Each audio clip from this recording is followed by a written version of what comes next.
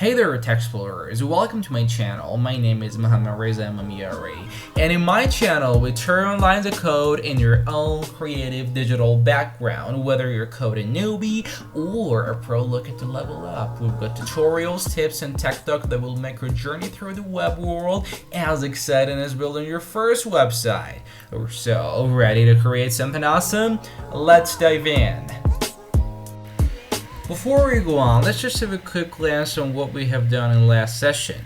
In the last session, we talked about HTML, which stands for Hypertext Markup Language, and was the main and the basic language on the web for creating and forming the elements, the main elements on a web page. And what we mean by elements is all the buttons on the web page, all the paragraphs available, and the images, videos, and other media. So all of these are represented, created using HTML language.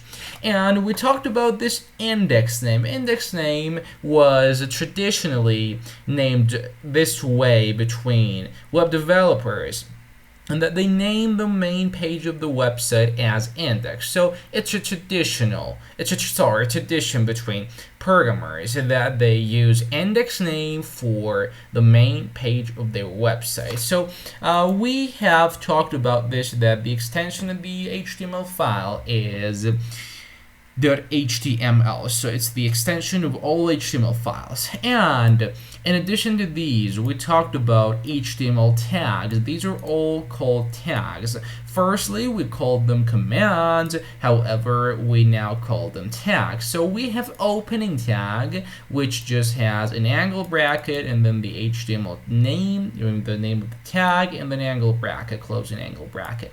And we had closing tag. This is called a closing tag. And a closing tag has an angle bracket and it has a slash, and then the tag name, and has an ending angle bracket too. So the main difference between opening and the closing tag is that the closing tag has a simple slash between after this angle bracket.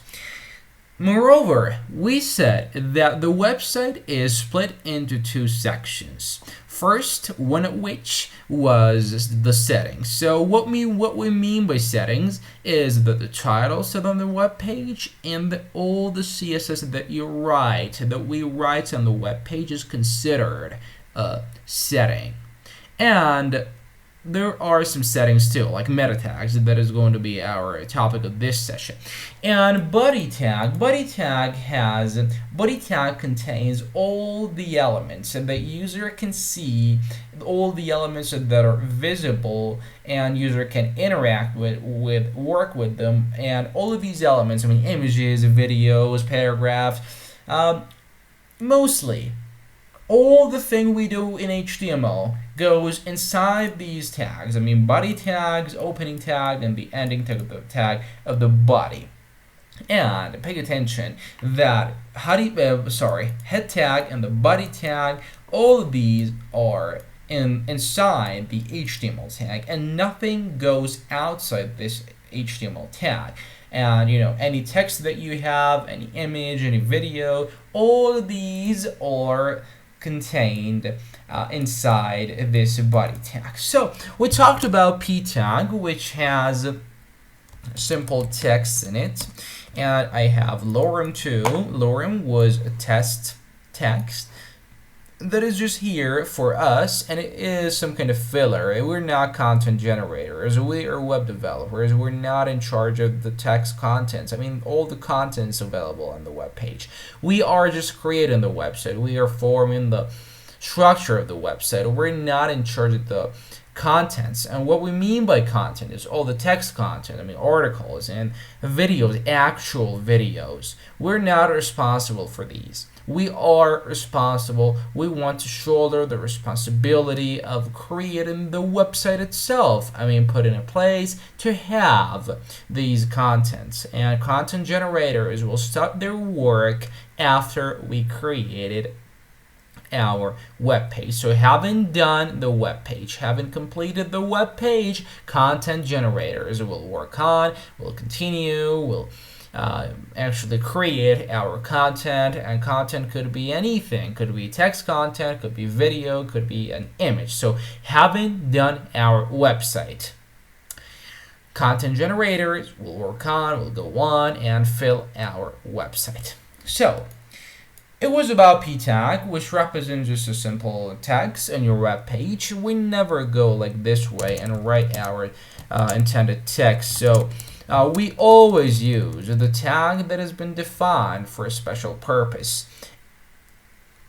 So the next topic that we want to cover in this session is VS Code IntelliSense. IntelliSense of the VS Code is a built-in feature for this software. This environment. This is called the software. It's our editor, which has the options of giving us suggestions about the tags. When I write buddy here, buddy, and the VS Code IntelliSense. So this is called IntelliSense. The suggestion system is called technically called IntelliSense. So IntelliSense of the VS Code starts its work after you write the names of each tag, and when I write buddy tag, it tries to suggest me, oh, did you want this tag? So buddy tag is available for you, and if I hit enter, that will create my opening tag, starting tag, and the ending tag, and the closing tag of that. So it is called VS Code IntelliSense. So VS Code IntelliSense is called technically, the suggestion system in the VS Code is technically called IntelliSense.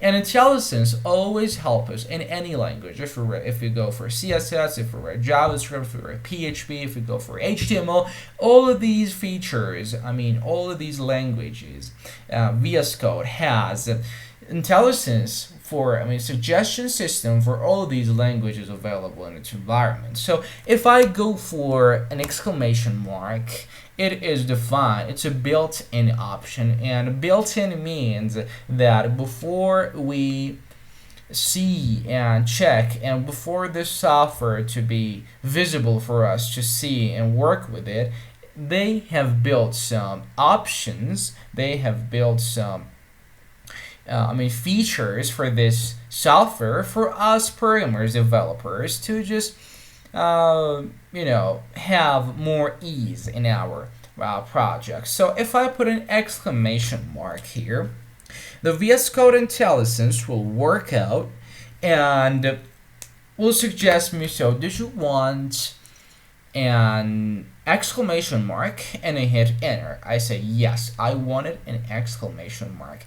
When I hit enter, we will have such standard document. So this is called standard document. It's the standard document available in each and every HTML page. So this document, we call this document. So this boilerplate, it is technically called boilerplate. So this boilerplate, this document should be available in each and every HTML5 of yours. So you should have this content, this structure without any exceptions in all your HTML files. If you want to go for a contact us page, if you want to create an about page, if you want to create a services page, no matter, all of the HTML pages should contain such structure, such basic structure. All of the pages available in the internet have these structures. However, they differ in some ways. Maybe they have a paragraph that this page doesn't. Maybe they have paragraphs, headings that another page doesn't have that. You understand what I mean?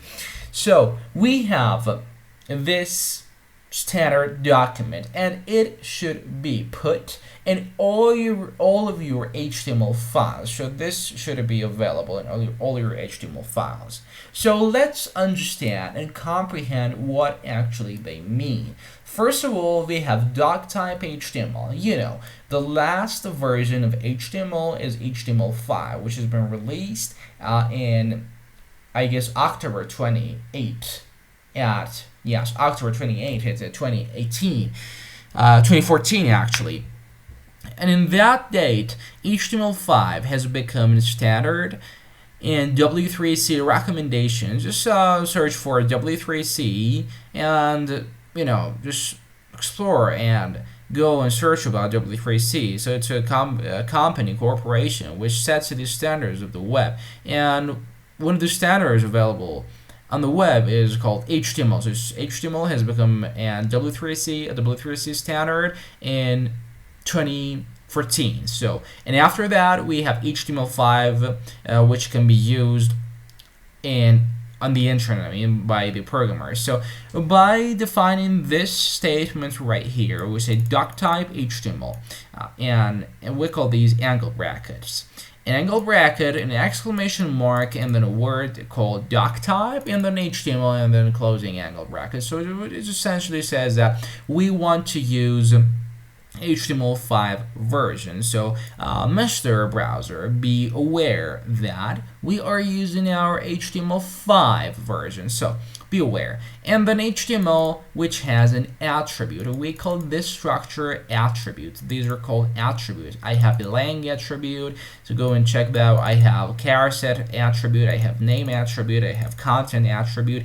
All of these are called attribute in HTML, attributes. So attributes are just extra information about your tags which you're giving to your tag. So I am telling my HTML tag, I'm in the opening tag of my HTML, to have a lang of en, which means Mr. HTML, be aware that, Mr. Browser, be aware that your language, the language of this page is going to be set to English. This is called actually, we set it to be EN-US. It's the language of the United States, English of the United States. So it is used for SEO purposes, search engine optimization purposes. So no matter here, we don't want to talk about that. So just know that these structures, when you go here and go before this angle bracket and put a space and then write a name called, for example, lang, and then equals in a double quotation, and in the double quotation you write EN-US. So we are using English language of the United States. And then head, which has all of our settings, which I don't want you to understand exactly what do they mean. But however, I want to give you a brief description of what they actually do. So meta tag with the charset of UTF-8 just says and tells the browser that I want you. We are talking about, we're addressing the browser, so we're talking to browser. So, Mr. Browser, I want you to support special characters. Special characters on the keyboard. To support all the languages. Arabic, could be Persian, it could be English, and it could be French, and any other languages to support these special characters and languages. So it's all about that. It's an optional tag. You can just omit it from this web page, and it doesn't matter. So we put that traditionally, and it should be there. And a meta tag with a name of viewport and content width. We don't want you to understand these, or what do they actually mean. Just to simply tell you what it actually does, and to just solve your questions, is that meta with the name of viewport, what it essentially does is that it tells the browser to support and have responsiveness of my website. So I want my website to be visible. I want my website to be used. I want to increase the potential ability of my website to be used over mobile devices, tablets, and iPads, laptops and televisions. So I want my website to be seen, to be visible, to be perfectly fine in those devices too. So this is important. This is called responsiveness, which is an important concept in CSS, which we'll cover in the next upcoming videos. And it's at the end of our CSS course. So it's all about that. I don't want you at this level. I don't want you to understand and comprehend and what do they actually mean. So just be aware that these are some extra information. These are some extra info about our web page, which is given, which is represented to web search engines and also browsers. And we have title here, and we are familiar with title tag. Title tag just sets a simple title at the top of our browser, and it could be set to anything, any language, your own language. So it could be set to Persian, it could be set to Arabic. In English, you can use emojis. You're not limited to. Just write some text, plain text, so you can use anything you want. My document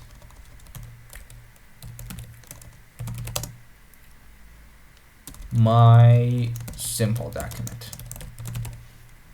Okay, and in the body tag. So in the body tag, we will have just some arrow tags. I mean, all the tags available, and HTML goes inside the body tag. So anything that user see, anything that user interacts with, goes inside the body tag. So in the head tag, we just write meta tags, which they give extra information to our browsers. We write title tag, which just sets a simple title at the top of our browser. And also, in addition to these, we write CSS, which its responsibility was to beautify our elements. For example, you create a paragraph with HTML and you give it a color of red with CSS. So you beautify your elements created using HTML with CSS. So and all CSS, all of our CSS goes inside head tag too. And in this level, we don't want to write any CSS line of code. Okay, so let's go on and work on headings. Headings are big and bold tags, big and bold texts, which are represented in headings, H1 to H6 tags. So if I write H1, heading 1, and I write hello world, and then I'll have H2 and another hello world. Let's just duplicate these. Alt Shift and down arrow in your keyboard would do the copy and paste actions immediately. And hello world, actually no, sorry. H3, H4, H5, we have down to H6. So if I go and open this file in my browser, you'll see that the fonts are decreasing gradually, and I have H1, which has the biggest and the boldest tag, which is the most important tag, is the most momentous, and the most momentous and important text in the web page, on the web page, and I have H2 right after that, and I have H3, H4, H5, and H4 actually. Yes, and the importance of these tags, of these texts gradually decrease down to H6, which is the smallest heading on the web page, which really doesn't matter, and it's just about extra information that you will sometimes give to your users. So these are all headings which we use H1 to H6 tags to create such big and important text. So about SEO, search engine optimization, we have one factor. Actually, Google has once informed that they use 2,200 factors to rank websites, and one of them was that they want us to use just one H1, just a single H1 in our HTML page, which is the most important and momentous text. So we are just allowed to use one H1 tag, and we have no limitations for other elements, other tags.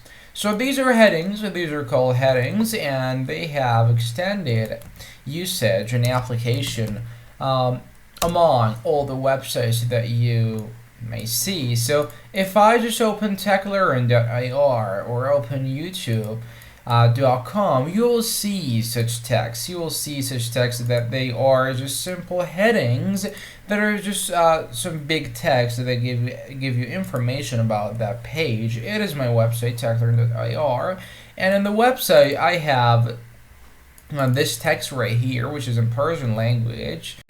You may don't understand this language, but it is called Persian language, yes. So it is a heading. I'll show you the usages of headings. So this is a heading too, and we have a heading right here, and we have writing down here, and heading down here, and this is an H2 maybe, and this is H4. So we see the extended usage and application of headings among the websites. Okay, so let's go on and work on another group of tags. So these are called headings. Right after headings, we have some tags which are called lists. Yeah, we have lists in HTML, and lists are split into generally two sections. However, we have another type of list which actually we don't use them often. And generally, we have two types of lists in HTML. One of which is unordered list, and the other one is ordered list. So about unordered lists, we have UL, which stands for unordered lists, UL, and as I have mentioned earlier, in the previous video, that any feature that you look for in HTML has its own tag. So if you want to use lists in HTML, we have tags for lists. So about lists, we have UL, which stands for unordered list, and gives you an option to write LIs, list items, and I will write HTML. Let's go for CSS and JavaScript. So if I see the results and check my web page, HTML, CSS, and JS, and we have bullet points. So these are categorized with bullet points. And we have OL tag, which stands for ordered list, and this also gives you an option to have another type of list. HTML, CSS, and JavaScript. So let's examine the difference. We have HTML, CSS, JS, and the exact same text down here. However, the main difference is that UL uses bullet points. However, OL tag, which stands for ordered list, as the name says, ordered list, ordered. So they're ordered by numbers. So 1, 2, 3, and it goes on. So these are lists. Ordered list and unordered list in HTML. So you use LIs, and you have paid attention that I can use tags inside each other. I can have one UL, and inside that UL tag, I can have LI. So these are called nested tags. So I can nest tags exactly like this. I can have just single UL, and then inside of that UL, I can put as many LIs as I want. So UL and LI. And body tag is a grandparent of LI tag, so pay attention, yes. And that's it. And that's all about lists in HTML.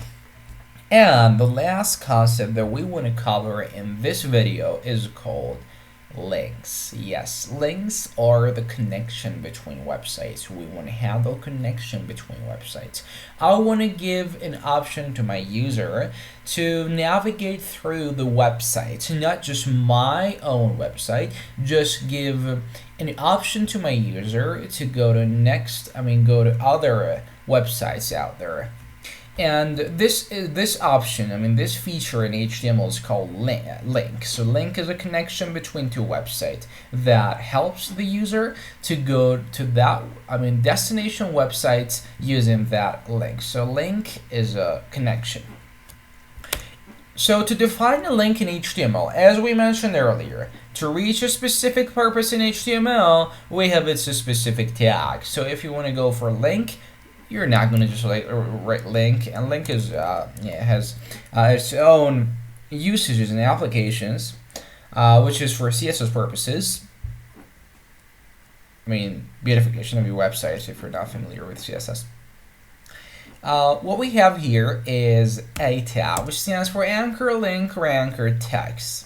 So if I just write A and hit enter, the VS Code IntelliSense, I mean the suggestion system, will give me the starting tag of that and the ending tag of that. So the main difference between start and ending tag was a simple slash that the ending tag contains.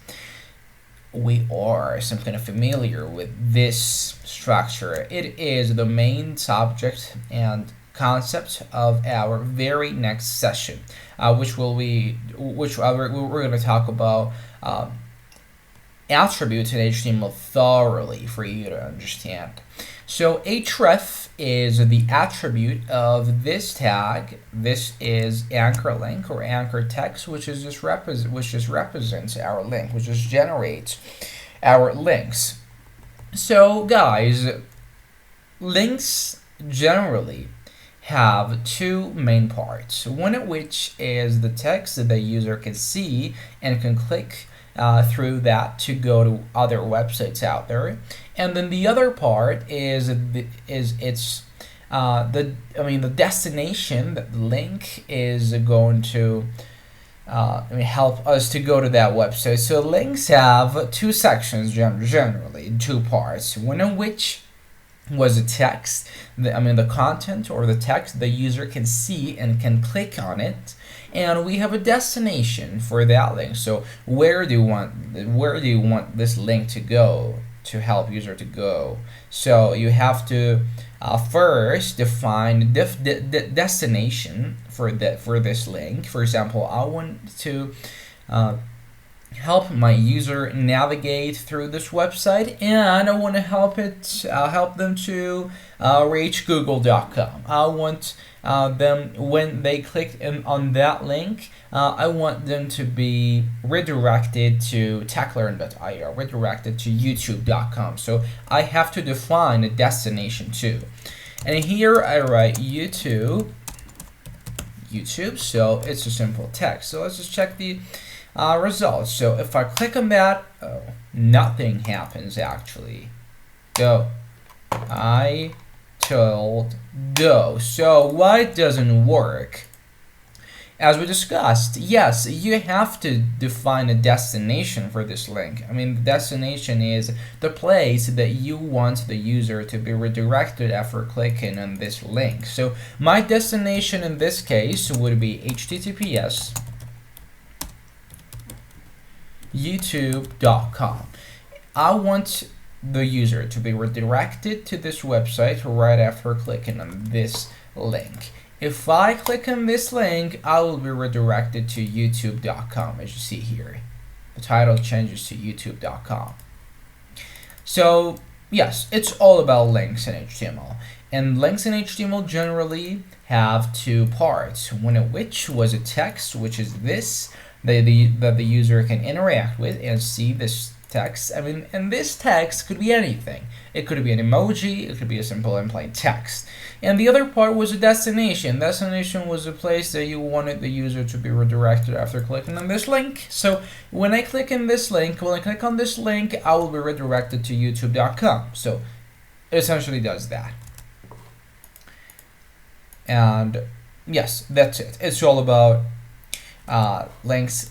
It's all the stuff that you needed to know about links in HTML. So guys, thank you so much for watching this video. I'm really grateful that you take a lot of effort in web programming. So you want to become a web pro developer. You want to develop your own website, so it takes dedication. It takes a lot of effort. So just keep up with the videos, with the upcoming videos, and that would be my recommendation, to have a 30 minutes of practice every day. And that could be anything. That could be watching my YouTube videos, that could be reading my articles, and any articles available on the internet, just to help you get started with HTML.